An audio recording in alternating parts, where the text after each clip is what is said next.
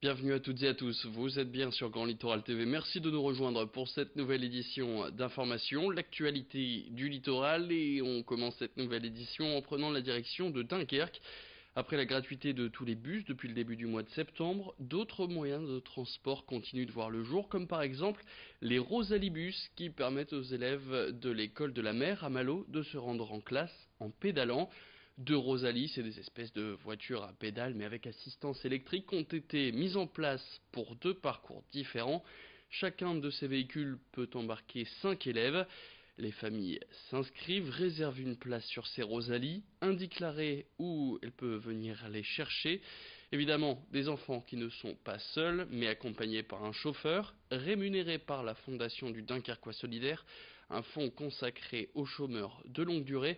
Plus d'explications dans cette interview signée Louis Caillé. L'idée, c'est vraiment de retrouver une autre forme de mobilité, d'y réfléchir, d'y penser déjà. C'est vrai qu'aux abords des écoles, il y a des problématiques de sécurité, on le voit bien. Parfois, les voitures constituent un danger pour les enfants. Parfois, il y a des comportements incivils aussi aux abords des écoles. Donc, c'est de sensibiliser les parents. Attention, les enfants, c'est ce qu'on a de plus précieux. Et il faut aussi les protéger. La Rosalibus, elle est sans danger et elle sensibilise à cette question de la sécurité. Et puis, un geste pour l'environnement aussi. C'est vrai que venir à l'école à pied, à vélo ou en transport en commun. C'est évidemment aussi une vertu pédagogique pour les enfants. Vous savez, beaucoup d'enfants qui sont venus avec un mode doux, un mode actif à l'école étant jeunes, ensuite conservent et ont plus de facilité à conserver un mode de déplacement respectueux de l'environnement.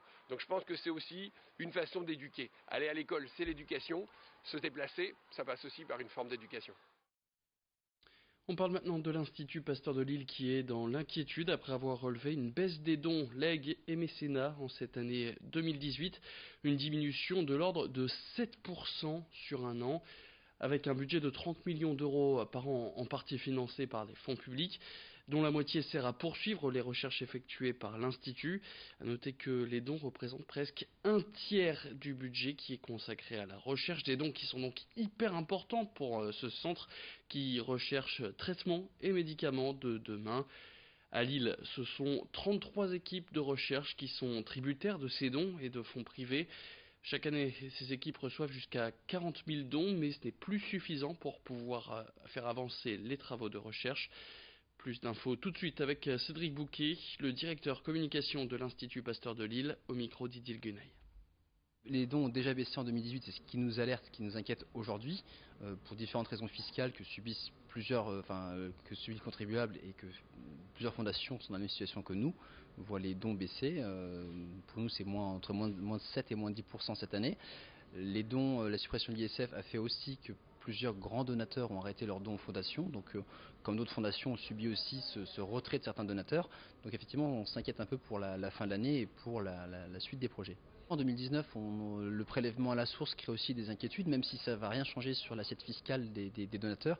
Malgré tout, il y a un impact psychologique dont on sait que ça peut avoir un effet sur leur capacité à donner, à soutenir la recherche de l'Institut Pasteur de Lille.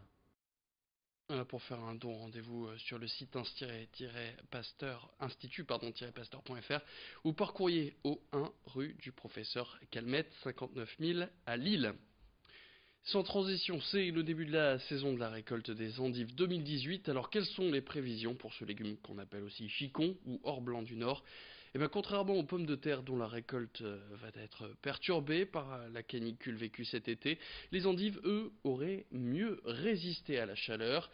Direction le Nord où Dominique Carlier est un de ces agriculteurs qui fait pousser ses endives sur cette parcelle d'1,5 hectare. Cette année, il devrait récolter entre 15 et 16 tonnes de chicon. Ici, il va récolter ses endives jusqu'à la fin du mois de mai en suivant un mode d'agriculture à l'ancienne et familiale. Alors dans un premier temps, cette plante pousse dans son champ. Ensuite, s'il récupère seulement les racines, appelées carottes, qui part pendant un an au frigo pour la mettre en hibernation. Cette racine se retrouve ensuite en terre pendant une vingtaine de jours dans un endroit sans lumière, chaud et humide. Dominique Carlier s'attend à une bonne récolte cette année sur laquelle il travaille déjà avec toute sa famille. C'est ce qu'il confiait au micro de la rédaction. Dans ce coin-ci, par ici, on a des bonnes terres, donc on a eu un peu d'eau cet été et puis 50 mm ici dernièrement il y a 3 semaines. Et donc ça va aller, les carottes vont venir. Mais on est toujours tributaire du temps. Gardez quand il fait chaud, L'endive, au lieu de mettre 21 jours, elle en mettra que 19. Donc on est obligé de l'arracher avant. Et après, inversement, au printemps, au lieu d'en mettre 21, elle va en mettre 17. Et puis on termine cette édition avec un portrait et on continue de vous présenter des groupes de musique issus du littoral. Aujourd'hui, place à Moon Arch, un duo électro formé à Calais il y a un an. Quentin Leroy et Daniel Brémond, les deux membres de ce groupe, se sont rencontrés un peu par hasard. Depuis, tout s'est enchaîné pour eux et le duo a été contacté via Instagram par une maison de distribution. En ce moment, le groupe est en train de terminer un morceau pour pouvoir sortir un clip. Bonne nouvelle donc pour les deux DJ nordistes. On écoute tout de suite Quentin Leroy et Daniel Brémond, les deux membres de Moon Arch, au micro de Corentin Escaillé. On fait vraiment à l'instinct. Et c'est ça qui fait que justement ça marche, c'est que un jour on va être très productif, on va faire 2 morceaux en une nuit et des fois on bloque sur une partie d'un morceau pendant 3 jours et donc on en a pas mal en stock d'avance, mais on va dire que pour l'instant on se focalise juste déjà sur le son de la sortie enfin le son et le clip qui va sortir prochainement. On est vraiment en étude sur ce son-là et on espère que forcément qu'il fonctionnera, mais on a un univers très à nous en fait. Et pour ceux qui ne connaissent pas ce duo de DJ appelé donc Moon Arch, un petit extrait tout de suite.